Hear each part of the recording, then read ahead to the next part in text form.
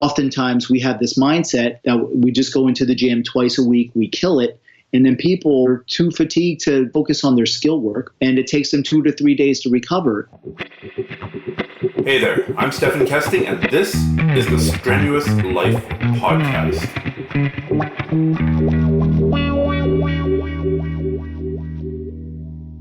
Ladies and gentlemen, on the line, my friend, Jason C. Brown. Jason is not only a jiu-jitsu guy, he's also a kettlebell conditioning expert. So I think that's going to be the main focus of our talk today. But first, how are you doing, Jason? I am well, Stefan. Thank you for having me on. It has been way too long, my friend. It really has been. Sounds like you've been juggling a million different things. I have. Yeah. What's on your plate these days? Mostly fatherhood, trying to parent three active, very vibrant sons, walking 2 shepherds every day, trying to juggle 2 small businesses, and still enjoying my time on the mat.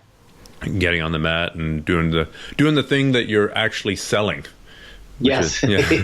Well, no, it's important. It's important. You don't want to be that, the analogy I always use is the heart surgeon who smokes or the fat out of shape personal trainer, right? We have some kind of onus to actually be able to deliver the things that we say we can in a way that, isn't really common in other sports. I mean, nobody raises an eye when there's a fat out of shape boxing coach or a football coach who smokes, right? For some reason, we hold ourselves to a different standard here in the combat sports. I agree. Yes.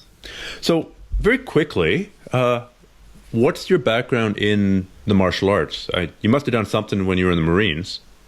I did in the Marines. So I was in the Marines in 1991. I went in 1991, and we did something called line training. And unfortunately, and I feel like a horrible Marine, Stefan, because I cannot remember what the acronym stands for or stood for because they don't use it any longer. But it was called line training. And it was all your basic self-defense. It was headlock escapes. It was, in judo terms, it would be osotogari, or that schoolyard trip that the kids sort of instinctively know. And of course, you get into the bayonet training, you get into knife training, we boxed fairly frequently. We did knee strikes, which I thought was pretty awesome. We did basics of like a Muay Thai clinch. But when I got out of the Marines around 1996, I moved to Philadelphia. I'm originally from a small town in Pennsylvania, and there's not much to do. It's it's not dead now. Tourism has picked up, but it was a small coal town. Okay. The coal industry, of course, died. And unless you want to work at the local Walmart, there's not much to do. So I moved to Philadelphia, and this was right around the early UFCs, 1, sure. 2, 3, maybe. And the first jiu-jitsu academy actually on the East Coast was Stephen Maxwell. Okay, yeah. Of Maxercise, and he was in Philadelphia, and we found his information in the yellow books, and I started training there. I think it was 96 or 97. Wow. So I guess you can divide the universe into yellow pages versus Google. Yes. So back in the days when there was this giant book of yellow paper. Right. Cool. Yes. So how was the training different then than it is now? It was much different. You're talking specifically Brazilian Jiu-Jitsu, Stefan? Sure. Yes. Yeah. I thought it was, at this time, Steve was under Horion, and I look back on those times so fondly because I'm being a physical educator myself. I love curriculum. I love to see how other teachers lay things out. Steve had a beautiful system. You couldn't even spar for 6 months. Really? Yes, you couldn't. I remember being pissed off at the purple belts that were running the program. Phil Michelarice, I'm sure you know Phil, right? Yeah. Yeah, Phil was a purple. Steve was a purple. His brother Ricardo was a blue. And Phil would not let me spar for 6 months. And I was like, no, I'm ready. I can go. I can spar in it. Nope, they wouldn't let you spar. And I guess it would be very similar to what the Gracie Combatives program is today. Mm-hmm. Lesson number 1, trap and roll or bump and roll. Elbow escapes, simple elbow escapes. All the stand-up self-defense, the headlock escapes, when people grab your collar, standing, and all that type of things. That for the first 6 months, that's what you focused on. And you know what, Stefan? To this day, I still use the guard passes and the mount escapes that Steve and Phil taught me in 96, 97. I don't have a flashy game. I don't want a flashy game. Those things still resonate with me, and I'm still able to apply those things. And I think it is because they stressed them so heavily and so well during that foundational period of my Brazilian jiu-jitsu career. Well, it makes sense that those things would have been heavily ingrained because there was a lot less knowledge out there at the time. And the knowledge that was out there was more heavily guarded. So it wasn't, you didn't have a choice to make. Which of these 20 mount escapes that I found on this mount escape playlist last night should I drill? Right. I guess I'll drill all of them once or twice and now expect to know them. There were two. There really was the trap and roll, the upa, and the elbow escape, and anything else came way down the road. Right. Yes. I think we had 3 trap and roll variations. Okay. Like the punch block one where you bump them forward and then you trap their arm, but they were all basically the same thing. Mm-hmm. And I still use those to this day. And Steve, I recently did a workshop with Steve, and we were laughing. Like, the stack pass? Yeah. I guess. The put yourself in a triangle choke pass? Yes, I still use that. And Steve and he's like, Jason, I still get that on guys too, because they don't know. They don't think, people think you have to go around the legs or play a more modern passing game. Mm-hmm. But that stack pass still works so well, at least for me. You've got to invert to crab ride. Right. It works for me. Yeah. I mean, do I get triangled? I do, but I'm willing to risk it. Well, my I guess second Brazilian Jiu-Jitsu coach, Marcos Suarez, had a variation of the standing stack pass, the smash pass, except it was standing. So it made you a little bit safer against the triangle choke. And that is still one of my go-to passes. If I can get that underhook on the leg and get anchored, it's pretty rare that I can be blocked, I can be swept, but it's pretty rare that I get triangle choked. But you know what? Everyone's got their basics. You gravitate to stuff that works. I mean, Marcelo Garcia, right? I think he spent years and years working on his triangle choke and then kind of abandoned it. And then I'm trying to remember if it was the World Championships. I think it was in the World Championships where in one of the last matches, all of a sudden out of nowhere, he pulls out the triangle choke to finish somebody off. And it was something he'd spent years and years working on and then had basically abandoned because it didn't fit his body. But it fit his body that day against that particular opponent. Right. And I don't think we lose these things. I think they stay ingrained within us. Yeah. I think sometimes you can lose the timing of it. Like, the technique, but if you haven't done it for a long time, then you're kind of a half step behind. You're going, oh, you know what would have worked great, 4 seconds ago is that technique that I used to do. But now the game's moved on. And so, okay. So how do kettlebells, which is one of the things that you're really known for, fit into this? It goes back to that early time that I spent with Steve Maxwell. Steve had the first kettlebells available in the U.S. And Stefan, I can send you a picture of these. These were at the time he had a steel worker that was one of his students also, and he takes these huge, I guess they're ball bearings, steel ball bearings, and this student of his welded on these square, weird shaped handles onto these kettlebells. And kettlebells weren't available commercially in the U.S.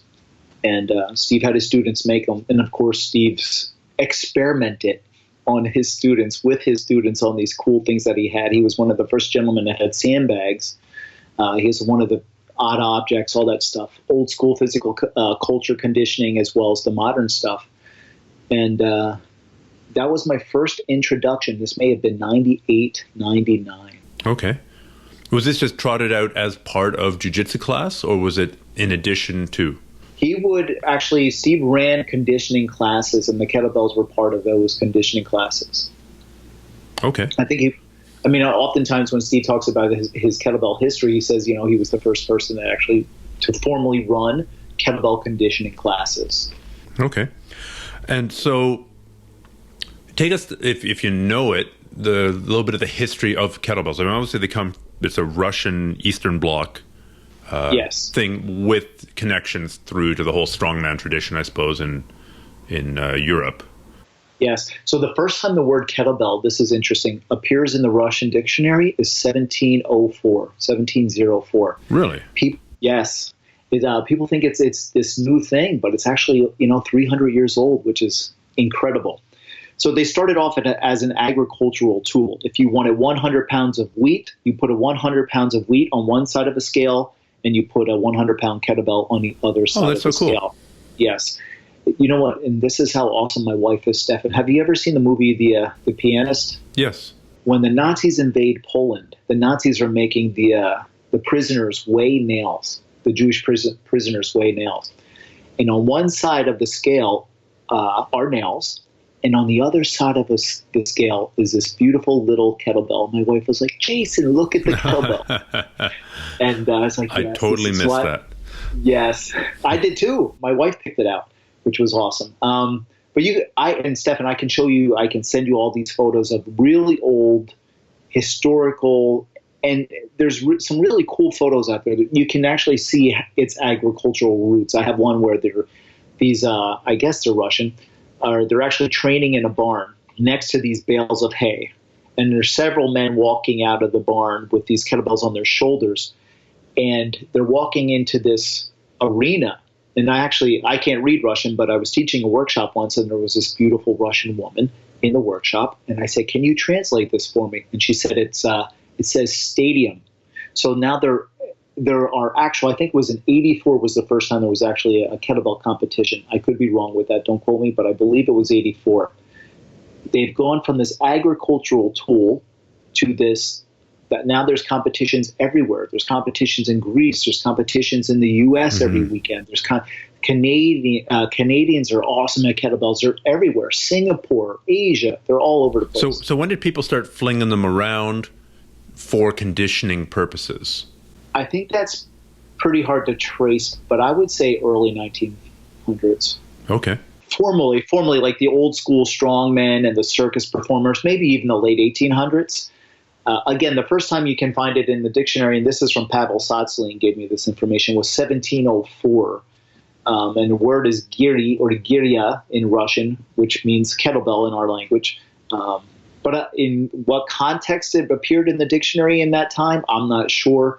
But I think when people actually figured it out, these are fun to lift and play with, I think it was probably 1800s, late 1800s, early 19. And the Germans, when Germans came over here to the U.S., they actually brought them. You can see old school photos of, they were called Turner houses in old school physical culture. Turner houses, or Philadelphia, there was a bunch of old school Turner houses. They were just called ring weights. Oh, and I suppose, turning would be gymnastics. Yes. In German. I'm remembering my childhood German here.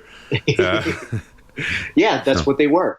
And, Minnesota and those, I guess they would be Midwestern states, they had a heavy German population, Pennsylvania, heavy German population. They were here. Okay. And for some reason, they all disappeared, but, They got assimilated into the Borg. So I would love to find some of them floating around the streets of Philadelphia. Well, so what, in your opinion, makes kettlebell training different than just regular weight training? For some, I definitely think it's hype, Stefan. There is definitely way too much hype associated with them, but there are mechanical differences between a kettlebell and, let's say, a dumbbell. For one, it has a longer moment arm. Some people would say lever arm. Moment arm of resistance, which simply means that like the center of gravity of a dumbbell is within your grip. It's within your palm. It doesn't matter which exercise you're doing. The center of gravity is within your palm. A kettlebell, depending on which exercise you're doing, the center of gravity is extended away from your palm, 6 to 8 inches. So that makes it a longer lever arm of resistance. You have to use greater muscular effort to move that longer center of gravity, center of mass, whatever you want to call it. It also possesses something called a variable moment arm of resistance. Sometimes that moment arm is shorter. Sometimes it's longer. You mean like if it's hanging down versus your arm is up and it's folded over onto your wrist? Correct. So if it's folded over onto your wrist, it's actually a shorter moment arm than a dumbbell. So in reality, it should be easier to lift, right? If, say, you're doing a snatch and the center of the bell is extended away from your palm, it's longer, right? So during a snatch, the bell would actually move through both of those positions. And that is that variable moment arm of resistance. That's something that a dumbbell or a kettlebell does, a barbell does not necessarily have. And there have been studies that show that this improves inter and intramuscular coordination. But in all honesty, I'm not sure how much that translates into other activities. Like, I'm not sure if you would necessarily be a better jiu-jitsu player because you did kettlebell snatches over dumbbell snatches. Mm-hmm. Some other benefits I think that would have direct carryover, though, however, is you can really take advantage of the faster eccentric contractions that are associated with kettlebell lifts. And a faster eccentric contraction, so that would be the negative, that would be the deceleration of the lifts. By taking a faster eccentric contraction, you have a more powerful concentric. So they almost make it, Russians have a beautiful term. They don't say plyometric, they use the word power metric.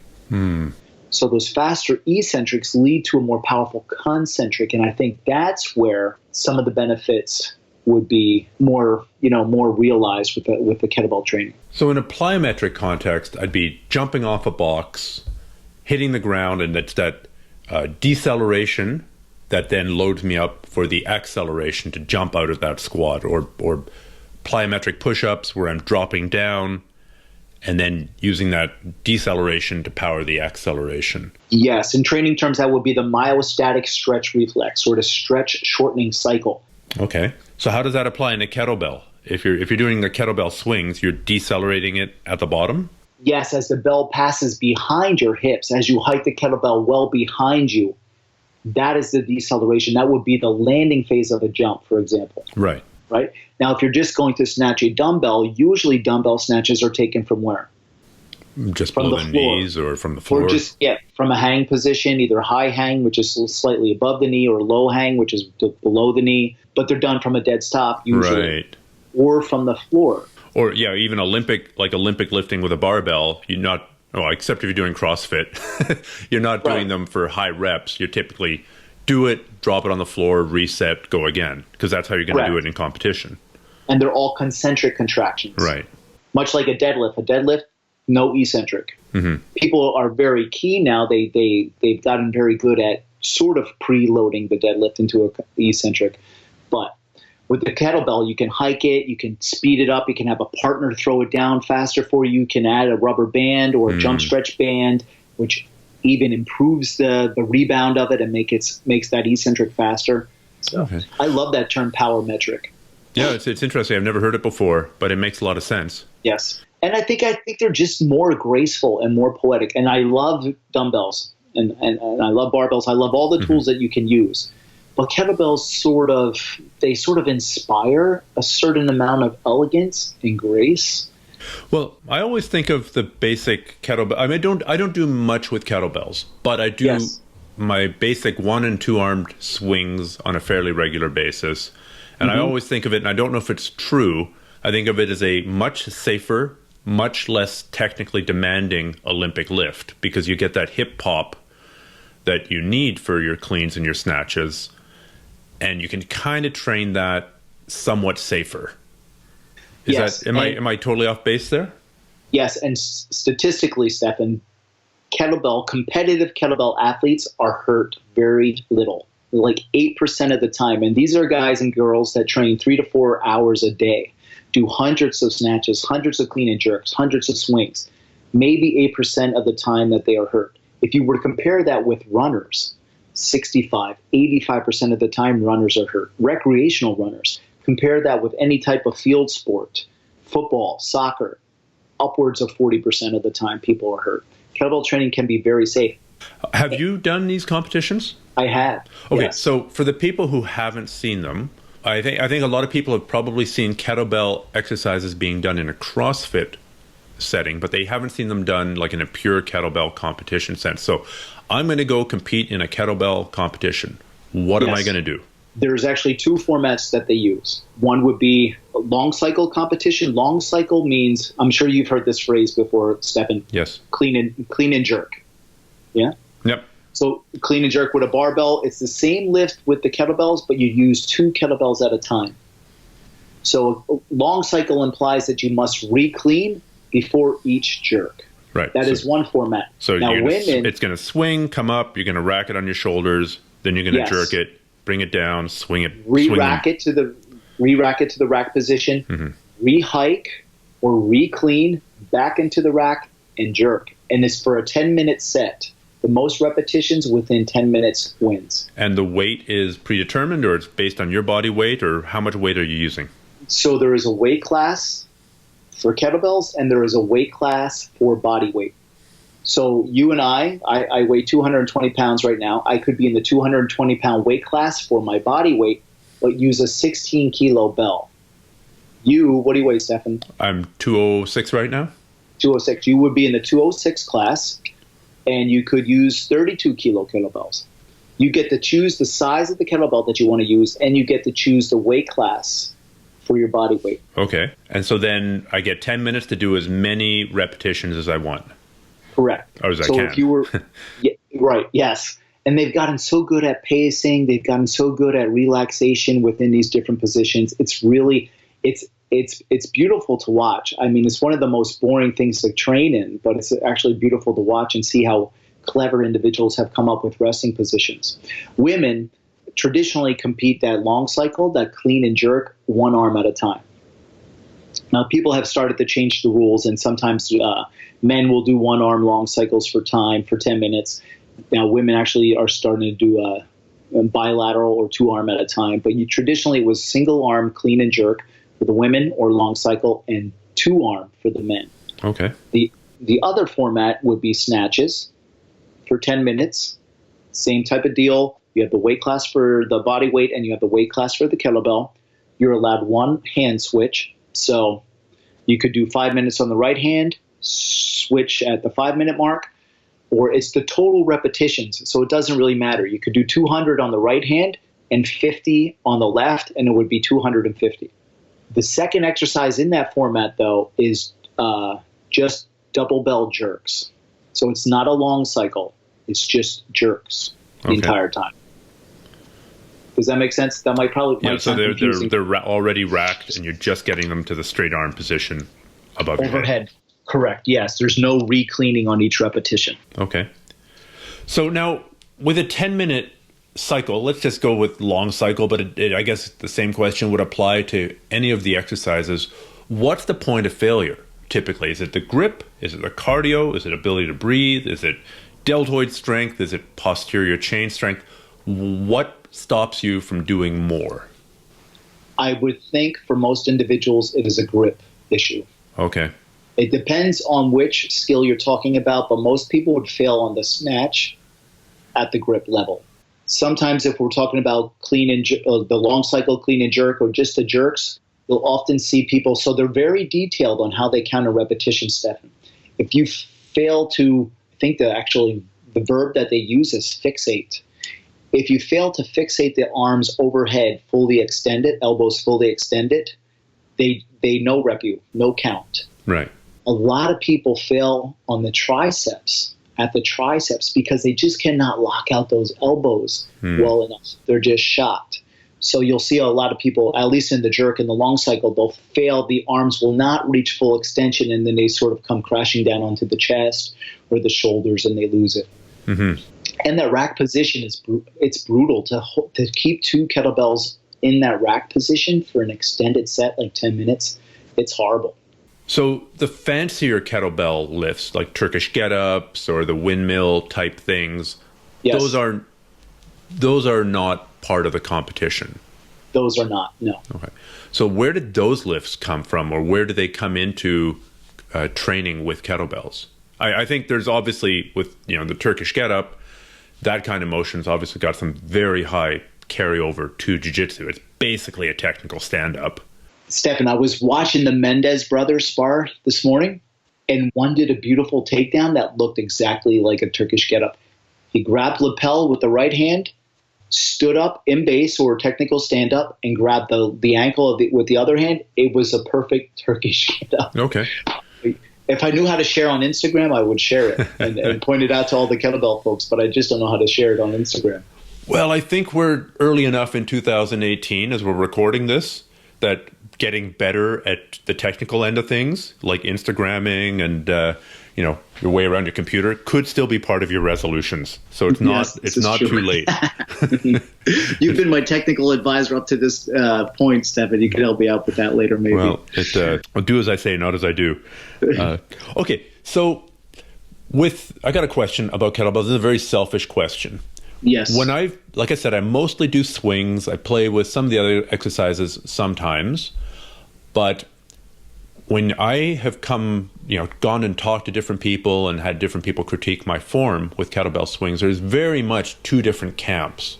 Camp Correct. number one basically does the kettlebell swing like a squat, right? There might be a little bit of bending forward, but they're bending the knees, and then the thing that powers the kettlebell coming up is the legs going out of the squat to a straight leg thing. And of course I'm caricaturing here, but that's school one as far as I can tell. School two keeps the legs almost completely straight and hinges over, I would say, kind of like a stiff-legged deadlift, except the force when you're bent over isn't down, it's behind you. So yes, which of those is right?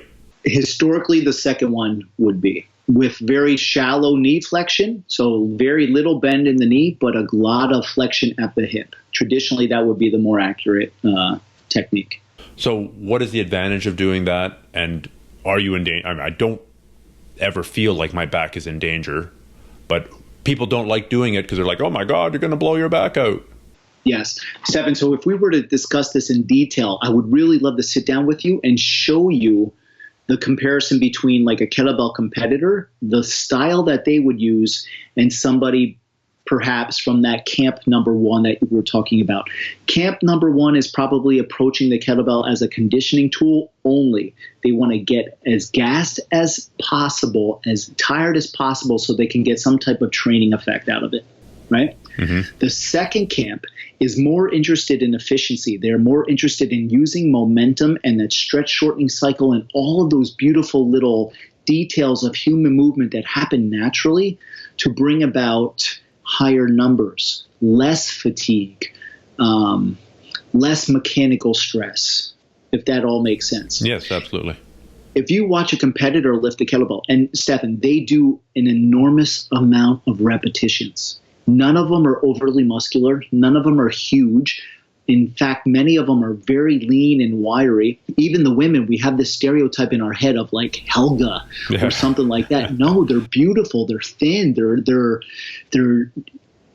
I mean, CrossFit women have much more muscle mass than these kettlebell competitors. And it's because they use that leverage and because they use the natural momentum of the bell and the body to power the movements and not necessarily like a more muscular effort. So I think it really depends on what you want to get out of the kettlebell training, Stefan. But if you're interested in historically accurate movements, camp number two would be more appropriate. Well, I think there's a pretty good chance we'll be crossing paths in the next year. So we'll definitely film this because I think I'm not the only person who's interested in this. Yes. And even if I am the only person who's interested in it, I'll put it on YouTube. And YouTube is free. So if people don't like it, they can get all their money back. And I won't complain. Because, yeah, it's an interesting debate. And I think the dichotomy that you point out is that one is about efficiency and the other is about, conditioning, like trying to make yourself more tired. Right. One is taking a bicycle from point A to point B. The other is running from point A to point B. Right. And Stefan, I think I know you're huge within the Brazilian Jiu-Jitsu community. I would recommend that the Jiu-Jitsu players listening actually explore both, but approach. So the good technique in Brazilian Jiu-Jitsu is good technique in kettlebell training. And I would ask you to question which style of Brazilian Jiu-Jitsu you want as well. Having a huge gas tank is, yes, it is beneficial, but using efficiency and using leverage properly is actually better because eventually your gas tank will run out. Right. And you're going to have to rely on the technique that is the least costly, right? That's what jiu-jitsu is, and that's what we preach all day. And then we go into these conditioning roles and we're like, no, let's just get as tired as possible instead of actually learning to appreciate the efficiency and it's such a deep topic, and the parallels between the kettlebell world and the Brazilian jiu-jitsu world are very similar. Well, let's just get a little bit away from the specific topic of kettlebells. Yes. And let's just say that you're working, you've got a very long history in both the conditioning and in the jiu-jitsu areas. And I'm sure you've worked with people who want to compete. So what would you say, what would you put together as just kind of your default conditioning program for a jiu-jitsu player who wants to do conditioning a couple of times a week? Obviously, there's a huge amount of variability depending on how old they are, what the injuries are, what their goals are, what their strengths are. But do you have kind of a basic starting point? If I come to you and say, Jason, I want to compete next year a whole lot, I'm kind of weak, my gas tank kind of sucks, I keep on getting injured, like everything that why I should be doing some kind of conditioning program, what would be our starting point? So our starting point first would be getting you to move well with just your body weight. And I wouldn't even give you workouts, Stefan. I would give you something that I have gotten accustomed to calling rituals. For example, my morning ritual, I get up at 5 o'clock. I do 1 pull-up, 10 sun salutations, and this changes, but I do 1 pull-up, 10 sun salutations, 100 swings without fail. That's what I do. Why just 1 pull-up? Because, obviously you're not getting a conditioning effect from that. Because I'm nursing an elbow injury. Okay. When I'm healthy, that could completely change. Another variation of that is more pull-ups, maybe 10 pull-ups, 10 technical stand-ups, or 10 Turkish get-ups, depending, on the individual then working, 100 swings. It could be 1 pull-up, 10 goblet squats, 100 swings. I would prefer my athletes to do something daily than just have 1 or 2 killer workouts per week. Right. To make it part of a lifestyle and to wake their body up every day. Yes. And it doesn't necessarily need to be in the morning, but I think what we practice more frequently, we become better at. Mm-hmm. Oftentimes we have this mindset that we just go into the gym twice a week, we kill it. And then what happens is, say they go in and they have a killer session on Tuesday. Wednesday, they're too fatigued to, one, focus on their skill work, which is actually the more important. And it takes them 2 to 3 days to recover. If people start off with a nice, I'm going to use the word gentle, a nice gentle ritual where they gradually increase the volume and the intensity, they won't be as sore. They'll get better at the skills that they're actually trying to get better at, and they'll be able to stay on the mat much more frequently. So does that make sense? How much? Yeah, it makes 100% sense. How variable would the rituals be, to use your term, between different people? So you're working with a 25-year-old woman or a 55-year-old overweight man. How similar and how different would their rituals be? They could be completely different. I've worked with individuals where I just wanted them to walk 1 mile a day. Dog owners. I worked with this one guy. I won't give his name, but he had 2 dogs, overweight, father of 3. Sons played jiu-jitsu. He played jiu-jitsu to be active with his sons. Never walked his dogs. Complained that the dogs were hyperactive. This is it. Wake up in the morning, give me 10 goblet squats, walk 1 mile per day. That's it. 1 mile per day. Now it's part of his routine. Now he actually loves it. He loves being outside for that 15, 20-minute walk. His dogs are happy. He's happy. And, you're a very bad personal trainer, because what you should have said is, no, you need to work with me 5 times a day while I make up some weird exercise using a Swiss ball, a rubber band, and water-filled shake weights, and then you got to pay me $200 an hour for me to make up these crazy exercises. That's what you should have said. I know, it's true. I try to coach myself out of jobs all the time. But I think oftentimes, Stefan, we overcomplicate this. I think what the majority of people need, whether we're speaking general population or whether we're speaking jiu-jitsu players, judo players, mixed martial artists, what they need is just a simple practice, a simple ritual that they can do frequently, hopefully on a day-to-day basis, that they can incorporate and enjoy. If there's no enjoyment within that practice or that ritual, they will not continue to do it. Exactly. And often you and I, we may like that high intensity, that grind or whatever. But guess what? Many individuals do not. And for those, for the general population, just getting them to embrace some type of practice or ritual that they enjoy is enough. Yeah, there may be the perfect exercise routine out there for jiu-jitsu. Let's just pretend I'm not saying it is, but let's just say that it's 4 times 800 meter sprints, followed by Olympic lifting, followed by bicep curls and shoulder presses to failure. And somehow they figured out that this is the perfect routine for jiu-jitsu guys or any sport. And maybe if you're competing in the world championships and you've only got a little bit of time to go, maybe you can force yourself to do it even if you hate it. But people often ask me, like, well, what about swimming? Isn't swimming, you don't get your heart rate as high. I'm like, the exercise that you enjoy doing and will keep on doing is 10 times better than the perfect exercise that you're not going to do. It's true. There are times, of course, to push yourself and do stuff that you don't like doing. I think we both agree. Yes. But maybe not as a daily maintenance thing. Maybe that's like a sharpening the blade thing or more for high-level competitors. Yes. 2 things I'd like to say with that, Stefan. One is, although 2 athletes can be playing the same sport, we'll just use Brazilian Jiu-Jitsu. So although 2 athletes can be playing Brazilian Jiu-Jitsu, they are playing dramatically different games. So you can I don't play guard very often, right? Mm-hmm. You may play guard very often. We're similar in weight. My conditioning program may be completely different. For example, rubber guard specialist, they need a completely different program than somebody who never intends to do a gogaplot, right? They don't need that hip mobility the same way. People that play on top versus people that play on bottom, completely different, right? It's the same thing with any other sport. A quarterback does not need the same program as a lineman. I was just listening to a podcast with an NFL nutrition guy, and he was making the same point, that it's so individualized. How old are you? Are you at that stage where you're still trying to gain strength, or are you at that stage where your main focus is prevention of injury? What position are you playing? What are your strengths and weaknesses already?